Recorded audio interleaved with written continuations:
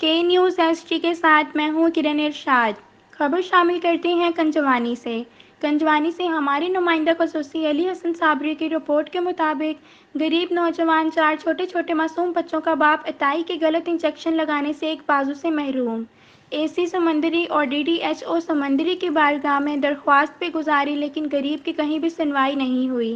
तफसीलात के मुताबिक तैमूर शाह के रिहायशी इकरार नामी नौजवान की आंख में दर्द उठा तो वो अपने करीबी गांव चक नंबर 487 गांव पे मछांके के अताई डॉक्टर के पास पहुंचा तो डॉक्टर ने पेन किलर इंजेक्शन लगाया जो वो हर मरीज को लगाता है, जिससे नौजवान एक बाजू से ताहियात महरूम हो गया। वीडियो में अताई मंजर सरगाना का क्लिनिक देखा जा सकता है कि कैसे कसाईयों की तरह मरीजों पर जुल्म किया जा रहा है। मुतादिद बार इंतज़ामिया को इस जानिब तवज्जो दिलाई लेकिन किसी ने भी मंजर सरगाना के खिलाफ कार्रवाई ना की। जी मेरा नाम इकरार हुसैन है। ਚੱਕ ਤੰਬੂਰ ਸ਼ਾਹ 549 ਦਾ ਮੈਂ ਰਹਿਣ ਵਾਲਾ ਜੀ। ਮੇਰੀ ਅੱਖ ਨੂੰ ਦਰਦ ਹੋਈ ਅੱਜ ਤੋਂ 3 ਮਹੀਨੇ ਤਕਰੀਬਨ 6ਵੇਂ ਮਹੀਨੇ ਦੀ 9 ਤਰੀਕ ਨੂੰ ਤੇ ਮੈਂ ਦਵਾਈ ਲੈਣ ਗਿਆ ਡਾਕਟਰ ਮੰਜ਼ਰ ਸਰਗਾਣਾ 487 ਗਾਬੇ ਮੱਛਣ ਇੱਕੇ ਚੋਂ। ਉਹਨੇ ਜੀ ਮੈਨੂੰ ਇੰਜੈਕਸ਼ਨ ਲਾਇਆ ਤੇ ਮੇਰਾ ਬਾਜ਼ੂ ਖਰਾਬ ਹੋ ਗਿਆ ਇੱਕ। ਤੇ ਮੈਂ ਇਹ ਸੀ ਤਾਂਦਲਿਆਂ ਵਾਲੇ ਕੋਲ ਵੀ ਗਿਆ, ਸਮੁੰਦਰੀ ਵਾਲੇ ਕੋਲ ਵੀ ਗਿਆ, ਡਾਕਟਰ ਯੂਸਫ ਜਿਹੜਾ ਡਿਪਟੀ ਉਹਦੇ ਕੋਲ ਵੀ ਗਿਆ, ਲੇਕਿਨ ਕਿਸੇ ਨੇ ਕੋਈ ਕਾਰਵਾਈ ਨਹੀਂ ਕੀਤੀ। ਤੇ ਮੇਰੇ ਛੋਟੇ ਛੋਟੇ ਬੱਚੇ ਨੇ ਤੇ ਮੈਂ ਜੀ ਇਹਨਾਂ ਦਾ ਹੁਣ ਕੀ ਕਰਾਂ, ਮੇਰੀ ਤਾਂ ਕੋਈ ਵੀ ਨਹੀਂ ਸੁਣਦਾ ਜੀ।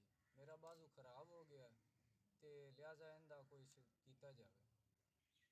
ਇਹ ਜੀ ਮੇਰਾ ਬਾਜ਼ੂ ਹੈ, ਇਸ ਤੂੰ ਤਾਂ ਕੋਈ ਕੰਮ ਨਹੀਂ ਕਰ ਸਕਦਾ ਤੇ ਛੋਟੇ ਛੋਟੇ ਬੱਚੇ ਨੇ, ਮੈਂ ਇਹਨਾਂ ਨੂੰ ਕਿਸ ਤਰ੍ਹਾਂ ਮਿਹਨਤ ਕਰਕੇ ਖਵਾਣਾ ਜੀ।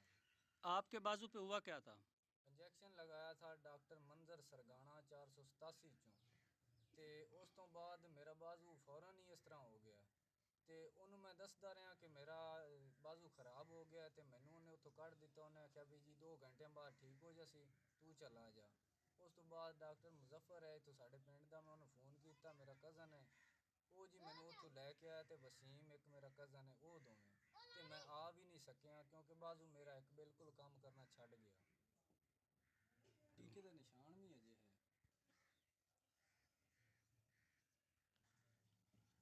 बाजू आपका कितना खराब है? सारा ही खराब है, कोई काम भी नहीं करता। ऊपर जाता है ऐसे बस इस तरह जाता है। पकड़ के? हाँ जी। अच्छा, तो क्या कहना चाहेंगे आप अरबाब इख्तियार से, वज़ीर आज़म से, वज़ीर आला से? कि जी मेरा इसका कुछ किया जाए, इलाज किया जाए या कुछ डॉक्टर ਨੂੰ ਪੁੱਛਿਆ ਜਾਵੇ ਕਿ ਉਹਨੇ ਕਿਉਂ ਇਸ ਤਰ੍ਹਾਂ ਕੀਤਾ ਜੀ।